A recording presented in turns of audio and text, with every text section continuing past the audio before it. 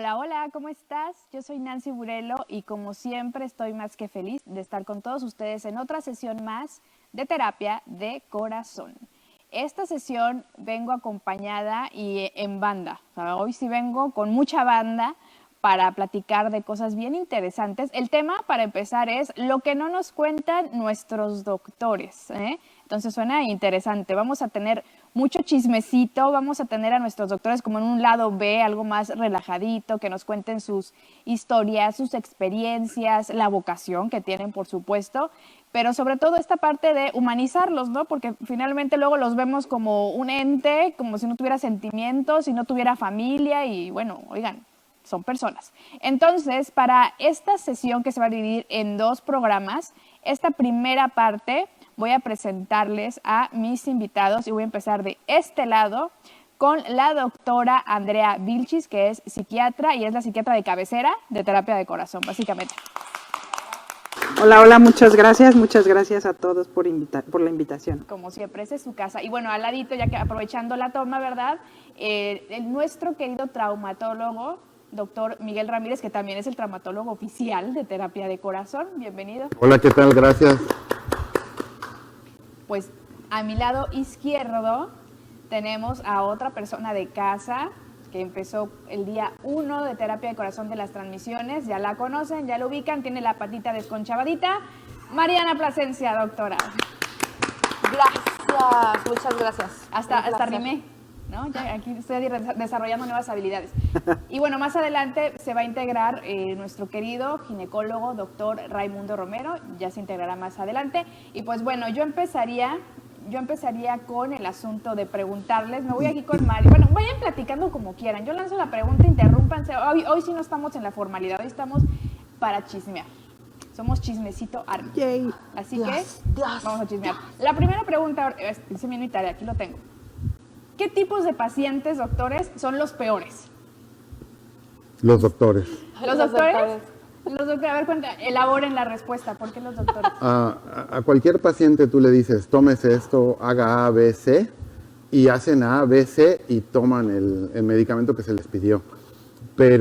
Y por la cantidad de días y tratan de cumplir con el horario, pero a un médico le dices, haga esto de tal forma y dicen, no, yo creo que me va a ir mejor si lo hago así o de otra forma y entonces hacen su propia receta y su propio manejo. Ajá. Y ahí es donde se dificultan las cosas a veces, pero pues también hay más contacto cuando es con un médico porque hay más confianza y comunicación. A ver, aquí entonces balconemos a la doctora Mariana, que la doctora Mariana, aquí donde la ven con su patita desconchavadita, su médico, el doctor Miguel es su médico. Pero le voy a decir por qué somos los peores pacientes. O sea, yo me caigo y digo, bueno, pues yo creo que tengo un esguince, o sea, no pasa nada, ¿no? Yo me valoro yo solita, obviamente, y digo, no, tengo un esguince. Bueno, hasta yo luego que ni siquiera soy doctora. Lo primero que yo haría con un paciente externo sería decirle, tómate una placa. Sería lo primero que yo haría, pero obvio soy yo digo, me voy a tomar analgésicos, no pasa nada, me valoré yo solita como caminaba, yo dije, todo está bien. Como a los 3 días dije, creo que algo no está bien. Por supuesto llegué a mi casa y mi mamá, o sea, tómate una placa. Y yo, no, porque yo soy la doctora y porque yo sé que mi pie está bien, solo tengo un esguince. Tómala. A los 3, 4 días fui, me saqué mi placa porque dije, sí, ya no está nada bien, la fractura. Y entonces yo le mandé mensaje a mi doctor. Se tragó sus palabras. Entonces ni me saqué la radiografía a tiempo y si hubiera sido otra persona, obviamente le hubiera sacado una radiografía y hubiera hecho todo el protocolo completo. Entonces sí, somos los peores pacientes. A ver, doctora Andrea. Sí, son los peores porque además no le damos el seguimiento a los tratamientos. La verdad, somos malísimos pacientes. Además, bueno, les hemos de confesar que los doctores le tenemos en su gran mayoría muchísimo miedo a las agujas. ¿Ah, sí? Sí. La ironía de la vida. Sí, o sea, la mayoría para que nos dejemos inyectar, de verdad, tiene que ser algo verdaderamente extraordinario. Y además somos miedosísimos para estar como pacientes en los hospitales. Podemos estar como doctores, pero estar como pacientes en un hospital, olvídate, no. O sea, eso tiene que de verdad pasar algo muy, muy grave para que nosotros podamos estar ahí. ¿Pero por qué será? Porque como saben todo lo que sucede, ahora sí que detrás de cámaras del hospital, de lo que son las enfermedades, de no sé, uno como paciente se imagina escenarios espantosos, pero con la limitante de no conocer realmente qué le puede estar pasando a mi cuerpo, cuáles consecuencias puede tener el medicamento, porque será por eso o es... No, fíjate que No yo sé tengo qué mi será. teoría acá muy psiquiátrica. Yo creo que perdemos el control. Ok. Ah, Entonces nosotros estamos acostumbrados como a pues decir las indicaciones, ya. checar las indicaciones. O sea, por ejemplo, yo he platicado con el doctor Ramírez y él es ortopedista y dice él, yo checo en mi quirófano hasta la mesa exactamente los grados, la inclinación, lo que ok, o sea, ok. él tiene el control de su cirugía, de su paciente, de sus medicamentos, le dice, bueno, hasta al anestesiólogo, a la primera ayudante, a todos les dice lo que va a hacer, cómo lo va a hacer y ya todos saben cómo lo quieren. Ya. En mi caso es igual, o sea, ya como que los enfermeros, los médicos con los que yo trabajo ya saben más o menos cómo trabajo, mis compañeros saben más o menos cómo trabajo. Pero a la hora de estar como paciente y que te digan, te vas a quedar internado, a mí me ha pasado, o sea, que un compañero médico me diga, te tienes que quedar internada, y yo así, no, claro que no, no me voy a quedar internada, no, sí te tienes que quedar internada, ¿qué me vas a hacer? Te voy a tratar, no, pero dime qué me vas a hacer, no, pues te voy a tratar, tú estás como paciente.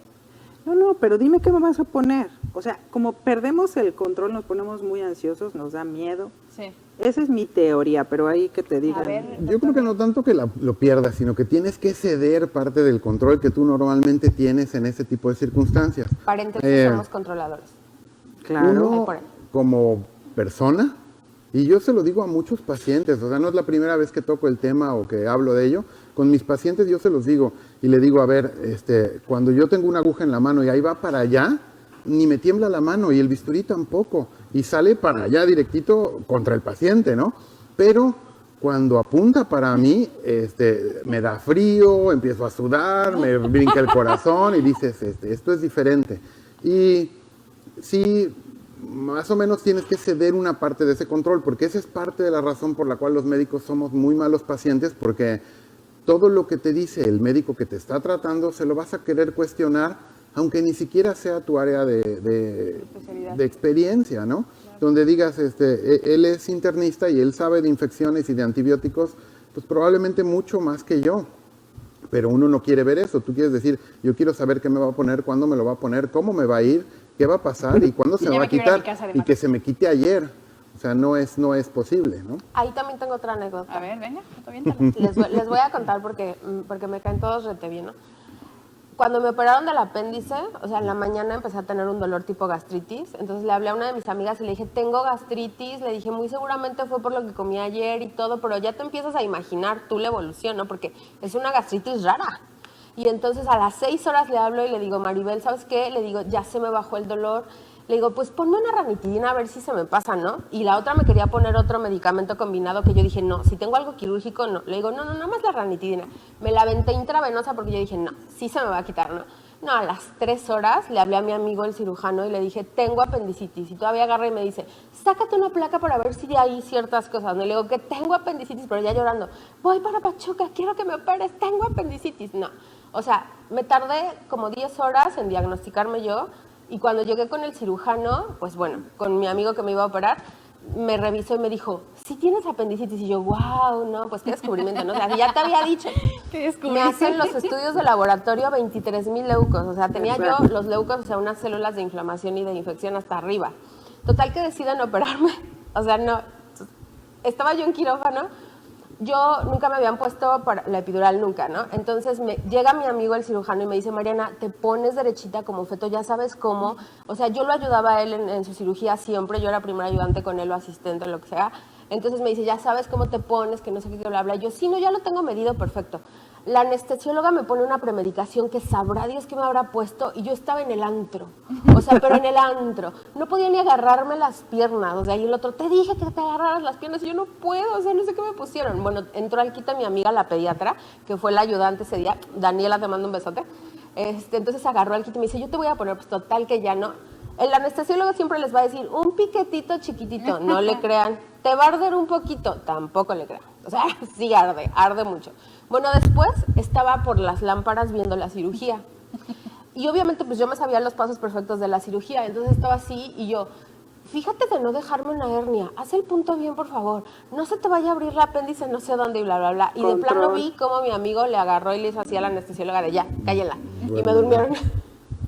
Bueno, es que esa parte ya estoy comprendiendo más. Obviamente, si ustedes conocen precisamente el procedimiento, qué les puede estar pasando, cuáles son los escenarios, el ABCD hasta la Z, tiene mucho sentido que sean los peores pacientes. Entonces, quedamos de acuerdo los que estamos aquí que los peores pacientes son los doctores. Sí. Bien, aplaudo, aplaudo por eso. Quedamos en una muy buena, llegamos a una muy buena finalización de esta primera pregunta. La siguiente sería, ¿qué anécdota recuerdan ustedes de cuando fueron estudiantes? ¿Cuáles son las anécdotas que de verdad no se les olvida por chistosas, por divertidas, por paranormales, porque fueron accidentes muy fuertes? Para empezar, a lo mejor nos podrían explicar un poquito lo que sucede cuando ustedes entran por primera vez a un hospital. ¿Cómo se le llama eso? ¿El internado? ¿Hacer prácticas? ¿Cómo es? No sabemos. Cuéntenos. No, entras primero, son 4 años de medicina. La escuela de medicina se divide en... La escuela de medicina, en los primeros 2 años estás en la facultad de medicina, nada más tomando clases en salón, en la mayoría de las escuelas, pero después a partir del 4º, 5º semestre ya te vas como estudiante a hospitales a hacer prácticas hospitalarias en la mayoría de los casos. Entonces, estás la mitad del día en el hospital y la mitad del día en la escuela, entonces básicamente estás todo el día en la escuela, estás de 7 a 10 de la noche más o menos, ¿no? 7 de la mañana. 7 de la mañana, 10 de la noche en promedio, de lunes a viernes, algunas veces los sábados, en laboratorios, ¿no? Porque haces técnicas quirúrgicas, tus primeros pacientes son perros, ranas, conejos, puercos, entonces tienes que ir a checar cómo está tu paciente. Y luego terminas esos 4 años, digamos, y viene un año que se llama el año de internado, que ya es cuando te enfrentas a guardias y ya tienes un poco más de responsabilidad. No eres el responsable, pero... Ya tratas con personas. Ya, no, y además, o sea, eres el que menos jerarquía tiene de todo el equipo médico, entonces todo el mundo te puede decir lo que tienes que hacer, y es cuando realmente ya te enfrentas a situaciones en las que a veces no duermes durante 36 horas, porque si te quedas de guardia en el hospital, y si te dieron la guardia de castigo, y si no te dieron la guardia de castigo, etcétera. Y después viene el examen profesional, viene el servicio social, que es 1 año. Digo, por cierto, yo creo que sí, la única carrera que hacemos 1 año de servicio social, y lo hacemos normalmente, no escogemos dónde ir a hacer el servicio social. En comunidad. Nos eligen comunidades, ¿no? Y después hacemos la especialidad. Bueno, tenemos que pasar un examen que se llama Examen Nacional de Residencias Médicas, que no me acuerdo exactamente cuántos presentan. ¿Ustedes se acuerdan cuántos? Este año presentaron 5,000. 5,000. Va cambiando. Y se quedan aproximadamente no más de 1,500, 2,000.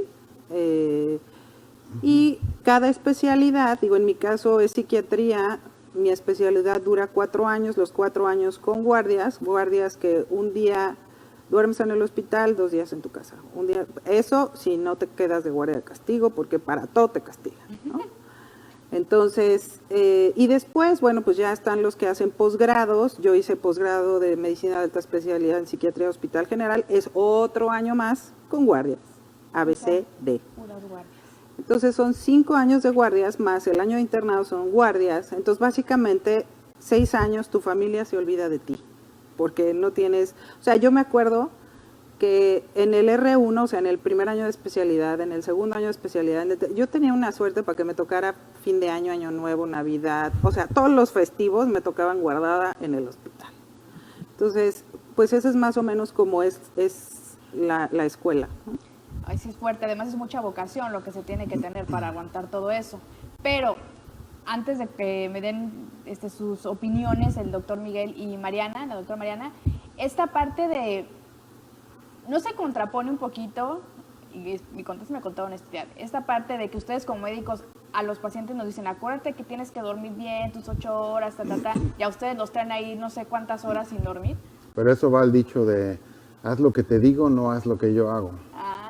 porque uno no duerme, no come. Exacto. A mí me ha tocado desayunar a las 8 de la noche. Ah, caray.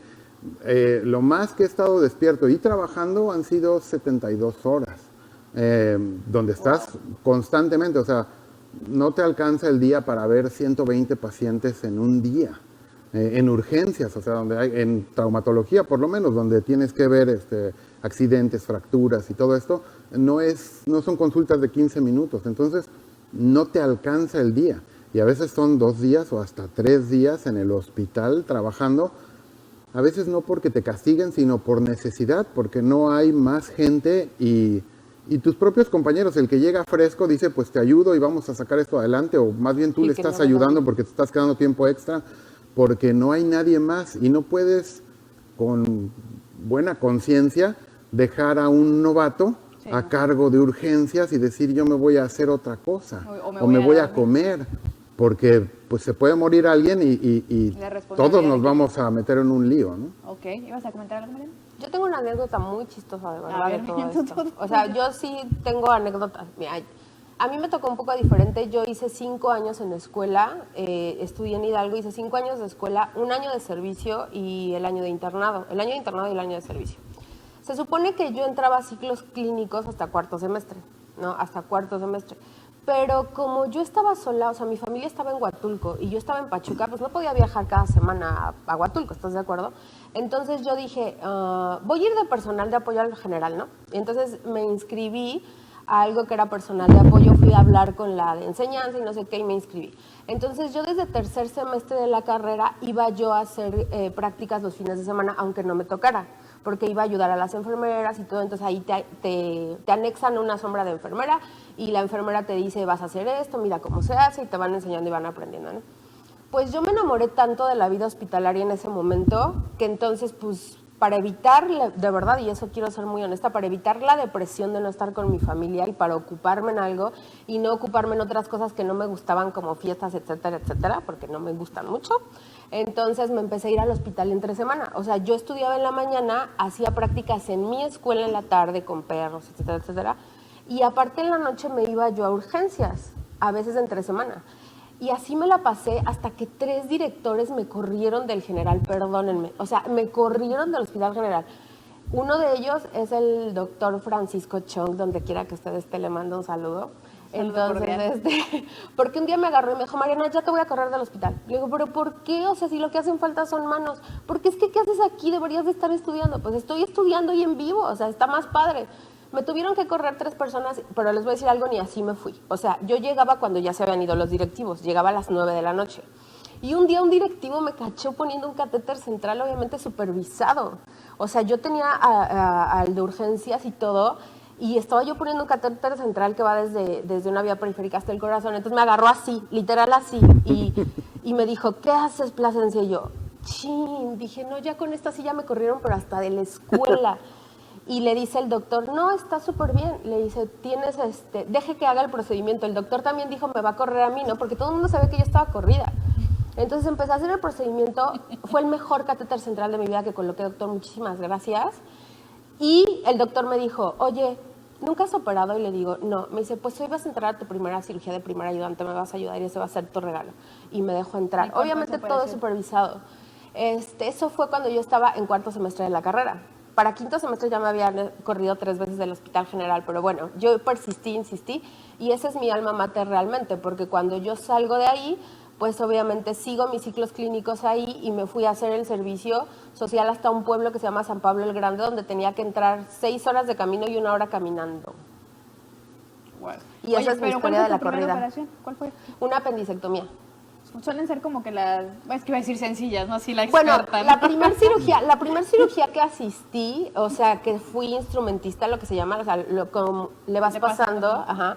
La primera cirugía que asistí fue una neurocirugía con el doctor González Lagarde, en paz descanse, y con él, porque no tenía residentes. Hay falta de personal en los hospitales, claro, entonces no tenía residentes, y entonces en ese momento no había internos, no había residentes, y se agarró 2 residentes y me dijo, Mariana, tú vas a instrumentar. Me dice, ahorita te voy a enseñar, ahorita todo, y le digo, claro. Y entonces empecé a instrumentar y fue una neurocirugía. No, miren. ¿Y ustedes cuáles fueron sus primeras, sus pininos ya dentro de un quirófano? Una apendicectomía. Sí, también. Es como la de, persona. yo no sé, estoy hablando desde la ignorancia, es como que lo No, más... no es que sea lo más sencillo, sino que es Es lo más una muy común. Ok, Y sí te toca la más sencilla porque quien programa esas cirugías no te va a poner a ti a operar una cirugía súper complicada con otro residente o con otras personas. Y generalmente es como un sistema de méritos. Y ahí pues tienes tú que demostrar que sabes lo que vas a hacer, cómo vas a proceder, qué hacer si algo sale mal. O sea, demostrar que sabes, que leíste lo que tienes que saber. Y entonces te dan la oportunidad de hacer algunas cosas, ¿no? Y a veces cosas sencillas como una apendicectomía, pero pues está operando contigo como si te estuviera ayudando o un residente de mucho mayor grado, casi siempre de los de cuarto año, los de último año, que son cirujanos, pero todavía no tienen el título, ¿no? Y pues esta persona ya tiene 10 años en medicina y pues tú apenas tienes 2, ¿no? Y estás empezando. Diferentes escuelas, diferentes tiempos. Y efectivamente, ¿no? Hay escuelas de 5 años, de 6 años, y nosotros al principio, la primera vez que empezamos a hospital fue en el segundo año, en el cuarto semestre, en una materia de introducción a la clínica. Pero muy cierto lo que dices, Nancy, o sea, en parte es vocación, sí. pero yo les juro que a esa edad no sabes lo que es tener vocación, porque tienes 18, 19, 20 años. Ahí tú quieres aventura y quieres hacerle a la serie de televisión americana Ups. Me entró una pedrada a mí. Ay, doctor. y ser el héroe, ¿no? Y la verdad es Ser que así no Maxine. es. Aprendes muchísimo y a muchos nos pasa eso, ¿no? Estamos hablando de diferentes épocas, ¿no? Ahora que yo sepa, guardias de castigo y cosas de esas ya no existen.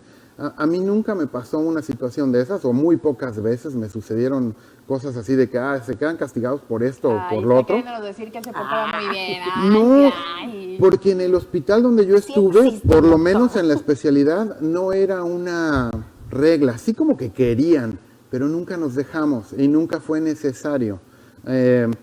Había mucha cooperación entre los que estábamos ahí y finalmente las cosas salían adelante y pues no tenían ni de qué quejarse, ¿no?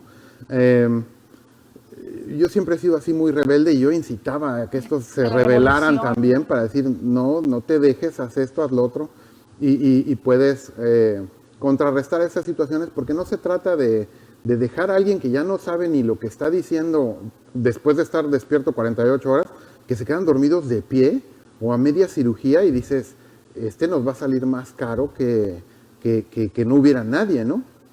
Entonces tratas de más o menos nivelar esas situaciones y poder sacar todo adelante, pero como estudiante, como no tienes responsabilidades como tal, y al único que te dedicas es a ver pacientes, aprender cómo preguntar y qué preguntar y cómo escribirlo en historias clínicas, eres como secretario, y de premio, si eres buen secretario, pues te dejan poner catéteres, sondas, y aprendes a todas esas cosas, ¿no?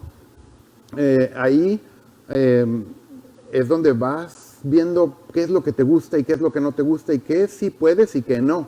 Y eso es una cosa que cada quien nos vamos dando cuenta de cómo van sucediendo las situaciones, ¿no? Claro, y es que bueno, lo que a lo mejor lo decimos un poquito de broma, esta parte de a los 18 años no sabes, pero también yo creo que en la medicina debe de haber esta parte de para qué eres bueno, no cualquiera, digo, a lo mejor todos a los 18 años podemos decir quiero ser médico y quiero salvar vidas, pero definitivamente habrá gente que no tiene ese perfil. A ver, cuéntenme, a ver, Mariana, ¿qué perfil debe tener un médico? Yo ahorita voy con la doctora Andrea para que nos digan, ¿qué creen? O sea, no es Tengo aquí a la psiquiatra y me va a avalar, tienes que ser masoquista, controladora. Todas las anteriores. Todas las anteriores, etc. Yo creo que no, ¿dónde estoy? Aquí estoy. Gracias. Tú déjate llevar. Yo creo que el perfil que debes de tener al menos es que te guste el servicio a los demás. O sea, yo creo que eso La es base. básico. O sea, la base es que te guste el servicio a los demás. Porque tú dices, o sea, a todos los de primer semestre, por si hay alguien de primer semestre que me esté viendo donde quiera que esté, le preguntan, ¿y por qué quieres ser médico? Ay, porque yo quiero ayudar a los demás. Y a la mera hora te das cuenta que cuando llegas a séptimo semestre, pues ya quieres ser una especialidad porque vas a cobrar más en la priva. O sea, y ya te das cuenta que pues el hospital no era lo que tú pensabas. Y ya te das cuenta que las guardias como que no son para ti. Y ya te das cuenta de muchas cosas. O sea, pero de inicio esas son tus respuestas. Es que yo quiero ayudar a los demás. Pero es muy difícil decir, yo quiero ayudar a los demás a tener la actitud de servicio.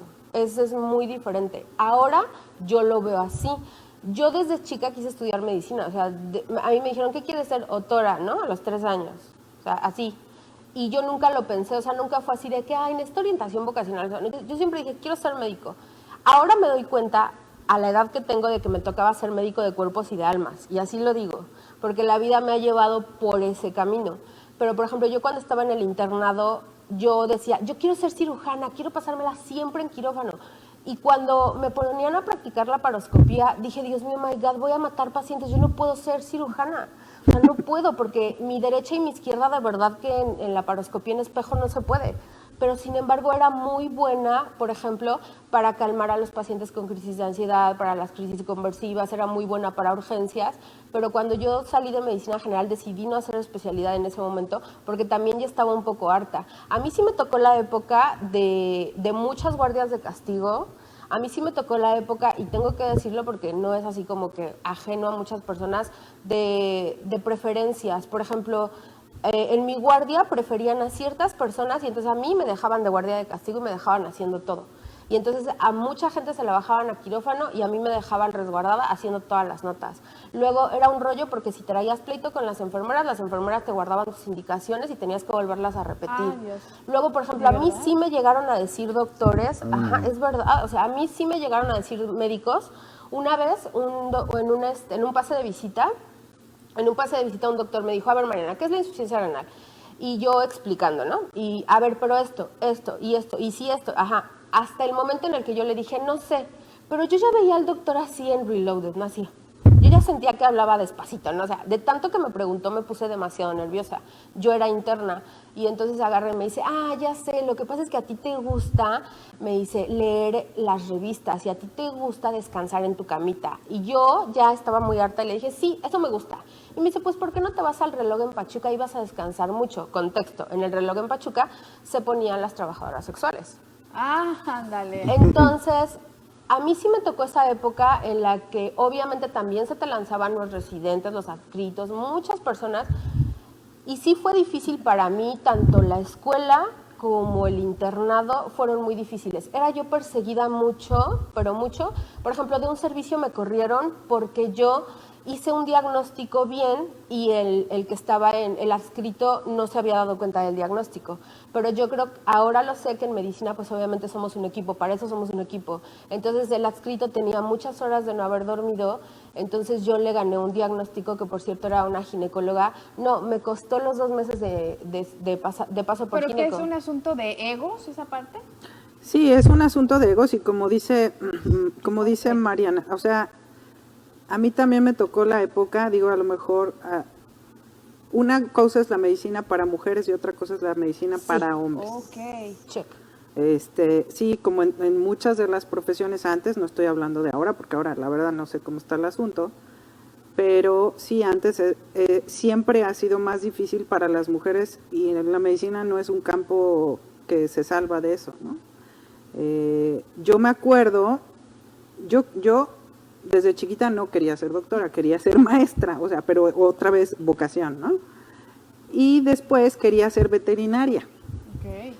Hice el examen para ser veterinaria y pasé. Y mi mamá no me dejó ser veterinaria. Porque me dijo, no puedes ser veterinaria, porque yo pasé el examen en la UNAM, en CEU, en Ciudad de México.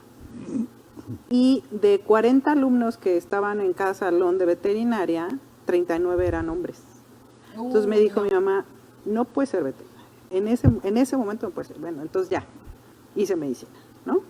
Pero sí es distinto para los hombres que para las mujeres. Contestando a tu pregunta de si es una cuestión de egos, claro, o sea, en la medicina hay muchísimos egos, ¿no? Todos sabemos distintas cosas, o sea, los que nos especializamos en, no sé, ortopedia, psiquiatría, gineco, todos sabemos, estudiamos 4 años de lo mismo, ¿no? En diferentes grados. Y después, sí es cierto que en medicina nos cuesta trabajo a veces como especialistas, como grupos, trabajar en equipo, aunque ya cada vez es menos, ¿no? De hecho, parte de mi posgrado en psiquiatría de hospital general o psiquiatría de enlace, por eso se llama de enlace, porque lo que yo hago, por ejemplo, yo he trabajado con ortopedistas, he trabajado con ginecólogos, ¿y qué hago? En algunas ocasiones me ha tocado trabajar con oncólogos, por ejemplo, y que me dicen, doctora, lo que necesito es que me ayudes a decirle al paciente su diagnóstico, ¿no? Y yo, no, vamos a hacerlo juntos, o sea, yo creo que, porque los médicos también le tenemos miedo a la muerte, digo, no estamos preparados para ver morir pacientes. No, sobre eso vamos a platicar regresando del corte, porque es un tema súper, súper importante, pero nos vamos a ir precisamente para dejarlos picaditos y para que se integre nuestro invitado, el doctor Raimundo Romero. Vamos a ir a un corte comercial y vamos a continuar con más sobre este tema que es lo que no te cuentan los doctores. Esto es Terapia de Corazón, ahorita regresamos. Hola, hola, ya estamos de regreso en Terapia de Corazón. Estamos hablando sobre lo que los médicos, nuestros doctores, nuestros queridos especialistas no nos cuentan, pero aquí sí nos están contando. Y ya se integró a esta plática nuestro querido doctor Raimundo Romero. Bienvenido, aplausos para él. Gracias, gracias. Se integra y lo tenemos que abordar con las dos preguntas del principio, pues para que se nivele lo que estamos hablando ahorita. Muy Entonces, la primera pregunta es, ¿los doctores son los peores pacientes? ¿O vas a ser el que va, la balanza la va a mover? No sé cómo fue las preguntas a mis colegas, pero... ¿Quiénes son los peores pacientes? De aquí dijeron que los doctores. Es que hablamos los doctores que sí somos muy constantes y sí, habrá como todo en todas partes los que no son tan constantes y llevan sus citas bien regulares. Yo afortunadamente, te puedo ser sincero, pues no he tenido ninguna cirugía, nunca me han operado de nada.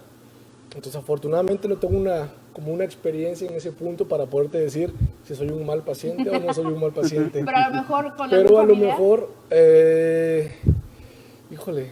¿o has tenido pacientes? Bueno, sí, es que sí, el médico de cierta forma, como está habituado ya a los tratamientos médicos, a las cirugías, somos más quisquillosos, ¿sí? Sabemos cómo puede funcionar una situación y sí puede ser un poquito más quisquilloso desde el bloqueo, desde la anestesia, desde la consulta de primera vez, etcétera. Entonces, bueno, posiblemente no es que seamos, sino es que a lo mejor por el ambiente, nos dio el beneficio de la duda. por el ambiente en el que estamos, posiblemente tenemos, o somos más precavidos, ¿no? Yo creo.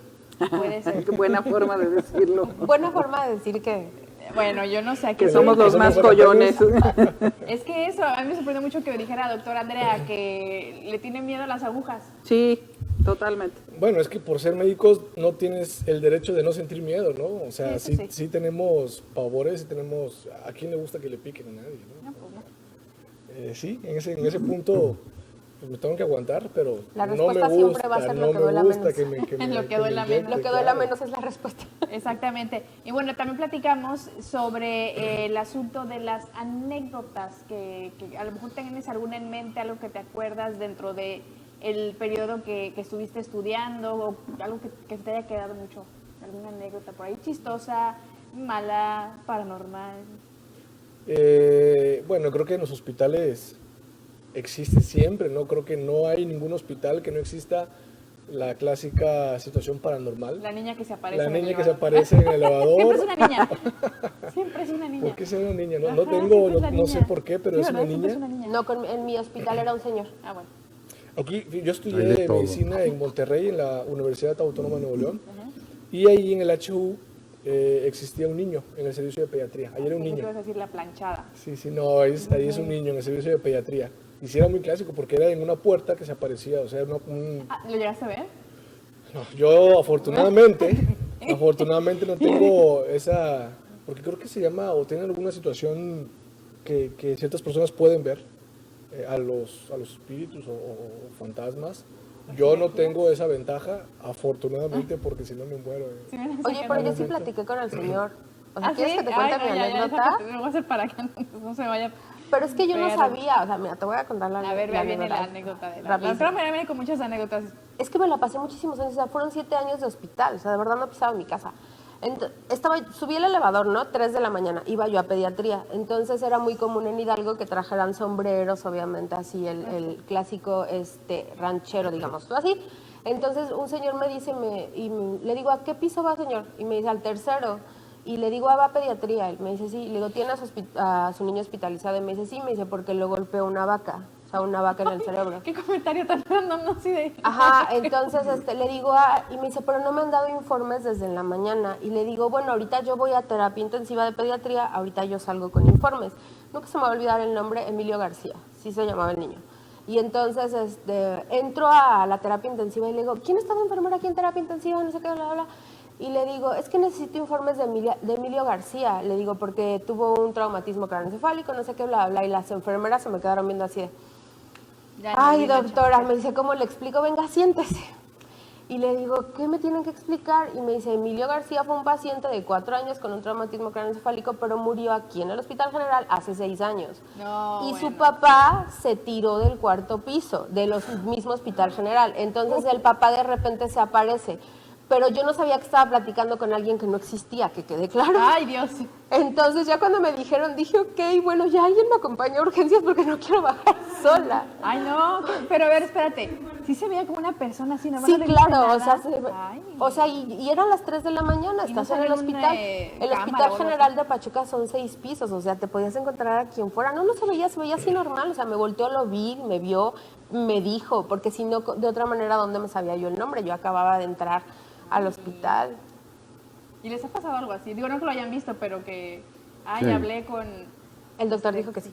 ¿Sí, doctor? Sí, Ya nos fuimos a lo paranormal. Y ustedes cuenten. Y yo recuerdo que cuando empecé la residencia de ortopedia, siempre, como habíamos dicho, tú eres el novato y pues ya eres médico y tienes cédula y todo, pero pues te acompaña siempre alguien para decirte esto se hace así, las notas se llenan de esta forma, la manera en de cómo te comportas y cómo haces las cosas en ese hospital para ese sistema, ¿no? Y pues en esto pasan 2 semanas donde estás como supervisado por alguien constantemente y a veces nada más es un residente de mayor grado, a veces son 2, a veces está un adscrito y en las noches hay un maestro mío que decía del hospital, no voy a decir nombres de hospital, pero decía que los hospitales del sector salud eran todos como el Trinity Hospital y decías, ¿es un hospital gringo o qué? ¿No? Y te decía, no, en la mañana te atiende el Padre, en la tarde el Hijo y en la noche el Espíritu Santo nada más. Y en las noches estamos los residentes, a veces hay adscritos, si están, a veces no están ni despiertos. Y pues tú eres el encargado de hacer todo porque la responsabilidad recae sobre el residente. Como a las 2 semanas te dejan de supervisar. Pasan esas 2 semanas y me dice el residente que siempre estaba conmigo que ya me había ayudado a sacar todo lo que había en la tarde de urgencias de movimiento, digamos, intenso y en la noche pues ya no hay tanta gente. Le digo, yo aquí termino y me dice, yo me voy a subir a ver unos pendientes en el piso de hospitalización, ¿no? Y se va de urgencias y me quedo yo ahí. Es un cuarto donde está, en esa época, máquina de escribir, una mesa para explorar a los pacientes y todo lo necesario para poner yesos, férulas y demás. Y yo me acuerdo perfectamente bien, está en la mesa una señora de 30 años sentada que se rompió el tobillo y le estoy poniendo un yeso. Y atrás de mí está la puerta donde da hacia urgencias, a un pasillo donde están pues todas las salas de urgencias con todo lo demás que no es ortopedia y más para allá pediatría, ¿no? Y se acercaban siempre los doctores y muy amables, nada más pegaban una hoja y se iban. Y ya averiguabas qué era lo que seguía, ¿no? Y veo que se acerca alguien y lo veo de bata y dije, para mi suerte, y son las 3 de la mañana, ahí viene otro más, ¿no? Y saluda, y dije, esto está raro, ¿no? Un doctor educado, ¿no? Y entonces saluda a la paciente que lo está viendo de frente. Y me llamó tanto la atención que volteo y lo veo, un doctor pues de estatura alta, con barba, color castaño, igual que el cabello, tez blanca, la bata limpiecita, una camisa blanca, una corbata roja, pantalones cafés y zapatos café oscuro. O sea, y usaba cinturón y todo, como persona decente, porque ves cada cosa ahí que no vea. Y me saluda. Y le digo, pues aquí estoy atendiendo a esta señora, y me dice, ¿y qué le pasó? Le digo, tiene una fractura. Yo todavía me tomaba el tiempo de dar explicaciones en esas épocas porque eres nuevo, ¿no? Y ya le digo, sí, se fracturó el tobillo, pero no está desplazado, hay que poner una bota de yeso y ahorita le hago su nota y la regreso a urgencias. Me dice, perfecto. Y le dice a la señora, no se preocupe, está usted en excelentes manos y se va a recuperar y ahorita le dan su incapacidad y se va a poder ir. Perfecto. Se despide y se va hacia el cuarto de descanso de médicos de los de urgencias, que estaba a un lado de pediatría. Y cuando se va, se oye por ahí que se cae alguien en el pasillo. Yo dije, con mi suerte y con cómo se manejan las cosas aquí, van a decir, ya le pegó el aire a alguien que lo vea ortopedia. Y así es siempre. A mí me han hablado para ver fracturas de la nariz. Y pues eso no es de ortopedia, pero es fractura, es de ortopedia. Finalmente termino con la señora, le digo, a ver, agárreme y la voy a llevar hasta allá afuera, la siento enfrente de los consultores de urgencias y le digo, espere a que salga el doctor, le van a entregar su incapacidad y nos vemos en unas 3 semanas para tomar una radiografía y revisar cómo está. Listo.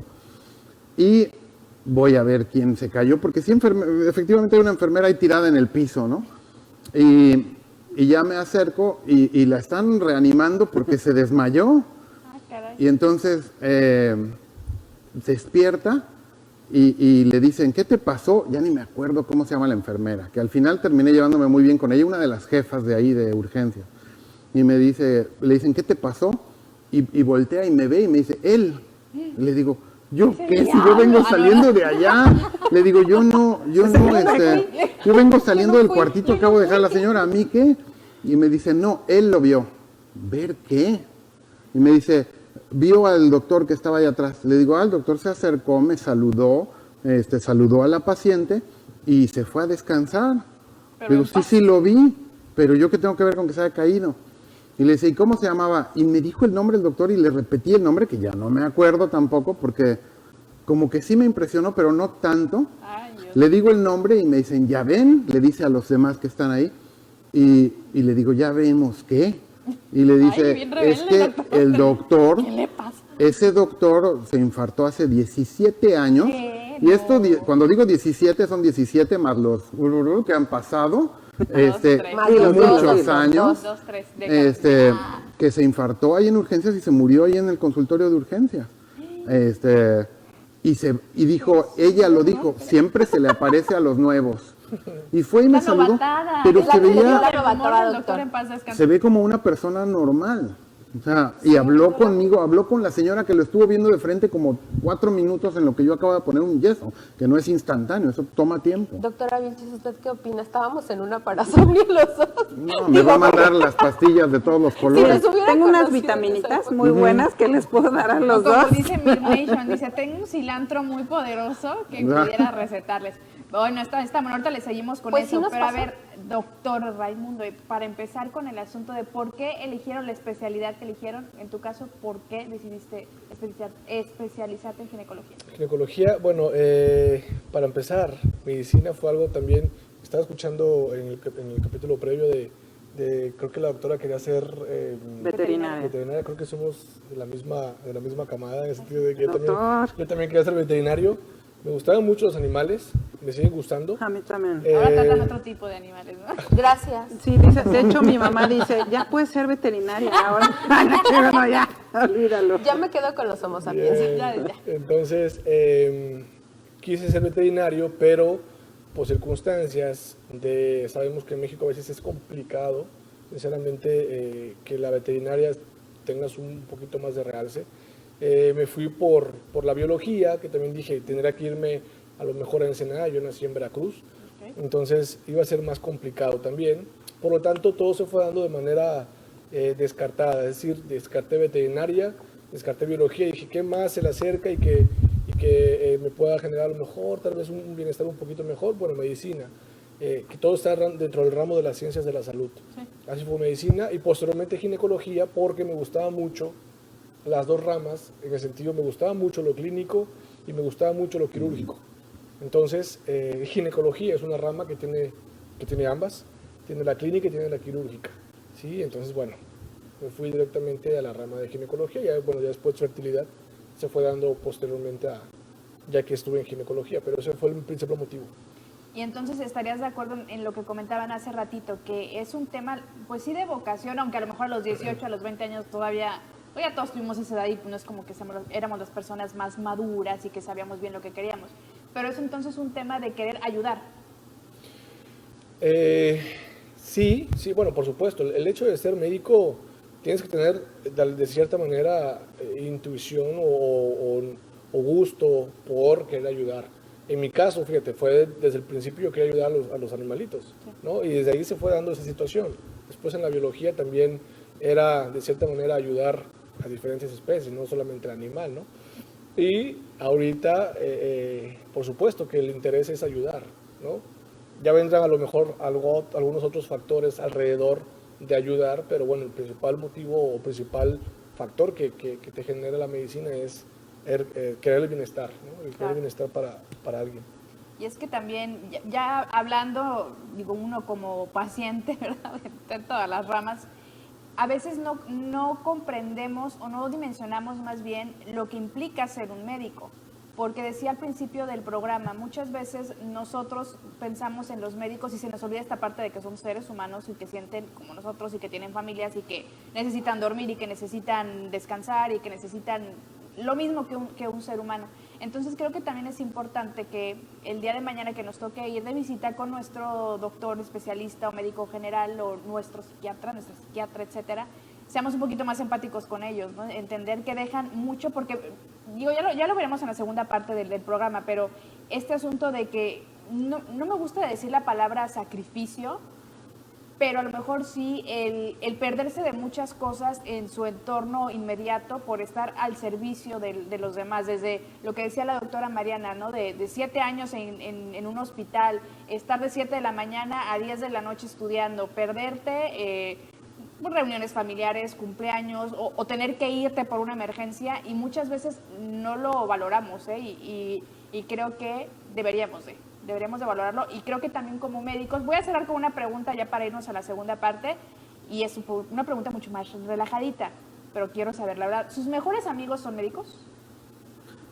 Sí, en mi caso, bueno, no, es que como que tengo de diferentes etapas. Yo tengo mi mejor amigo del kinder, todavía le hablo, Hugo, mi amigo Hugo. Saludos, Hugo. Tengo mi mejor amiga de la primaria, fíjate que ya no estoy en contacto con nadie, pero de la secundaria sí, mi amiga Gaby, que le mando muchos besos. Y tengo mis mejores amigas de la prepa, que no estoy tampoco. De hecho, hace poco me reuní con un amigo, mi mejor amigo de la prepa, y se llama Germán, que también le mando un abrazo, y nos venimos a saludar, nos venimos a encontrar aquí en Cancún. Y mis mejores amigas de la universidad, claro, por supuesto, son médicos, pero no son psiquiatras. Tengo algunas muy buenas amigas psiquiatras, pero unas fueron ginecólogas, otras fueron pediatras, otras fueron cirujanas, así, ¿no? Y amigos hombres, también tenemos muy buenos amigos hombres, ¿no? Porque finalmente vives con ellos durante años y años. Y, por ejemplo, mis amigos de la especialidad es mi familia hasta ahora, mi familia alterna, y nos seguimos en contacto y tenemos nuestro chat de los que siempre nos llevábamos mucho, y cuando nos reunimos es ahora con nuestros hijos y nuestros esposos, y ahora a ver dónde vamos a hacer la siguiente reunión. O sea, claro, es tu familia. Y después aquí, afortunadamente en Cancún, hemos también tenido la oportunidad de estar con muy buenos amigos y nos reunimos. O sea, como que en cada etapa vas haciéndote de tus amigos, de tu familia alterna, porque es con los que convives mucho tiempo, con los que trabajas constantemente, con los que estás constantemente. Y que entienden también. Y entienden tu forma de vida. Porque es una forma, o sea, ser médico es una forma de vida, en verdad. Es una forma de vida que no todo el mundo te puede entender, ¿no? Sí, exactamente. Doctor, bien. Siempre así existe... no tengo amigos, soy rebelde. No, sí tengo amigos, no son demasiados, pero externos al círculo médico. La mayoría de los conocidos y amigos que uno tiene terminan siendo del propio círculo médico, porque específicamente estos son los con los que más convives, son con quienes trabajas tarde que temprano. Es decir, yo puedo tener una paciente que me duele la espalda, y ya después de estar revisando te das cuenta que es algo de un ovario, pues yo ya no le tengo que hacer nada, le tengo que decir al doctor, decir, oye, sabes que yo le he estado tratando así, así, revisa esto porque creo que es por ahí, y a lo mejor está en lo correcto, pero él ya lo va a seguir y me va a lo mejor ir reportando, decir, oye, era esto, ya se solucionó, ya no tiene dolor de espalda. Trabajas en conjunto con muchos de ellos, convives muchas veces, a veces ¿Te tú vas a casas ver, con ellos? sí, tú Para muestra, ves ¿verdad? pacientes a cada rato y el vecino está viendo a otro paciente ahí, ¿no? Entonces dices, pues vamos a convivir inevitablemente. Casi la vida del médico, casi en la mayoría de los casos se retrasa un poco más en comparación con el resto de la población. Y entonces tienes hijos cuando ya estás un poco más grande. Y no quiero decir que sea la generalidad, pero una gran mayoría así nos pasa. Y entonces los hijos que son de la misma edad, pues conviven y te hacen convivir con los papás de ese niño que también son médicos del propio hospital o de tu círculo de trabajo, ¿no? Enfermeras, enfermeros, personal del hospital, se convierten en tus amigos porque a veces ellos te ven más que en tu propia casa. Sí, eso es típico. Mariana. Pues mejores amigos tengo dos, que les mando saludos, que es Daniela Viejo, que es pediatra, terminó siendo pediatra, gracias que fuiste pediatra, y mi amigo Andrés, que también es médico. Pero fíjate que a mí me pasó algo que yo estoy escuchando que fue muy diferente conmigo porque nunca quise hacer amigos dentro porque a mí me tocó de verdad una época muy difícil de ser mujer y ser médico dentro del hospital, o sea, de verdad. Entonces, Ya los odia a todos, ¿no? pues no los odiaba, yo creo que ellos me odiaban a mí porque yo sí era muy rebelde, o sea, de verdad, muy rebelde. Entonces me corrían de los servicios, o sea, era yo una interna que llamarían problemática, pero de verdad resolutiva, o sea, cuestionaba yo muchas cosas. Entonces no me hice amigo ni de mis propios compañeros porque luego nos castigaban por mi culpa. O sea, porque yo no, ¿cómo? ¿Así hacía cómo? algo que pues sí se tenía que hacer, pero no como habían dicho y era un relajo. Entonces, generalmente amigos de ahí no. O sea, Daniela es mi amiga desde que entramos a la carrera de medicina y Andrés es mi amigo de cuando salí y empecé a trabajar en los hospitales, entonces mi amigo de trabajo médico. Y pues la verdad yo sí me olvidé mucho de la vida social y inclusive de la vida familiar porque mi familia estaba lejos. Entonces sí, así mucho círculo de amigos que digas, pues Ahí está, no. para que vean que hay de todo. Raimundo.